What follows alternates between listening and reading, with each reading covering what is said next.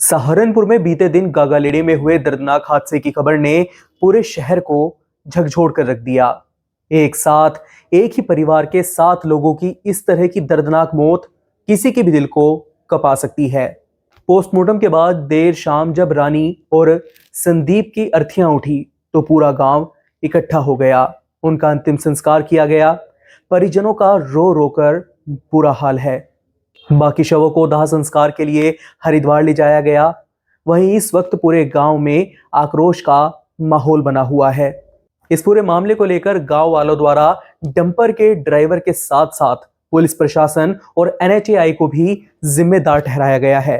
उनका कहना है कि ओवरलोड डंपरों को लेकर लगातार पुलिस द्वारा कहने के लिए तो कई तरह के अभियान चलाए जा रहे हैं, लेकिन फिर भी हादसे नहीं रुक रहे। तो उनके इस अभियानों का फायदा क्या हो रहा है? इसके अलावा एनएचएआई पर भी उनके द्वारा कई तरह के गंभीर आरोप लगाए गए। उनका कहना था कि दिल्ली देहरादून एक्सप्रेसवे का काम काफी हद तक पूरा हो चुका है। कई बार ओवरब्रिज को खोल दिया जाता है और कई बार ओवरब्रिज को बंद कर दिया जाता है, ये कहकर कि अभी भी मरम्मत का काम चालू है। हादसे के वक्त ओवरब्रिज बंद था, जिसके चलते डंपर को सर्विस रोड से होके गुजरना पड़ा, लेकिन हादसे के बाद ओवरब्रिज को चालू कर दिया गया। लोगों का यह सवाल है कि अगर ओवरब्रिज के ऊपर मरम्मत का काम चालू था तो इतनी जल्दी ओवरब्रिज को कैसे खोल दिया गया? परिजनों और लोगों का कहना है कि यदि ओवरब्रिज खुला हुआ होता तो डंपर वहां से निकलता और इतना बड़ा हादसा न होता। हालांकि इस मामले में आज पुलिस ने प्रभावी कार्रवाई करते हुए डंपर के ड्राइवर दिनेश, जो कि शामली का रहने वाला बताया जा रहा है, उसके साथ उसके परिचालक नीशू, जो कि जिला मुजफ्फरनगर का रहने वाला बताया जा रहा है, उन दोनों को हिरासत में ले लिया है और उनसे इस पूरे मामले को लेकर पूछताछ की जा रही है और आगे की प्रभावी कार्रवाई की जा रही है।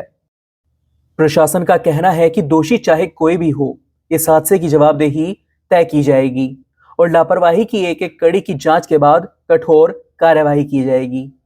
हालांकि 7 लोगों की असमय मौत के बाद गांव वालों के मन में उठे सवाल अब भी वहीं के वहीं खड़े हैं। आखिर ऐसी लापरवाहियां कब बंद होंगी और सड़क सुरक्षा नियमों को सख्ती से लागू करने में इतनी देरी क्यों होती है? परिजनों के द्वारा इस हादसे के लिए पूरा जिम्मेदार एनएचएआई को भी ठहराया जा रहा है। परिवार के 7 सदस्यों को खोने वाले महेंद्र सैनी हादसे के बाद से गुमसुम हैं। गांव वाले उन्हें सांत्वना देने आ रहे थे, लेकिन वो जैसे अपना सुध बुध खो चुके थे। लोगों ने उनको सांत्वना दी तो सिसक पड़े। काफी देर तक वो रोते रहे और उनका कहना था कि ऐसा कभी हो जाएगा, सपने में भी नहीं सोचा था। उन्होंने कभी ऐसा नहीं सोचा था कि अंतिम संस्कार में जाने के लिए जिस परिवार को उन्होंने विदा किया था, वो उनको जिंदगी में अब कभी भी नहीं देख पाएंगे। इस हादसे में महेंद्र सैनी ने अपनी पत्नी, बेटा, बेटी, दामाद और नाती सबको खो दिया।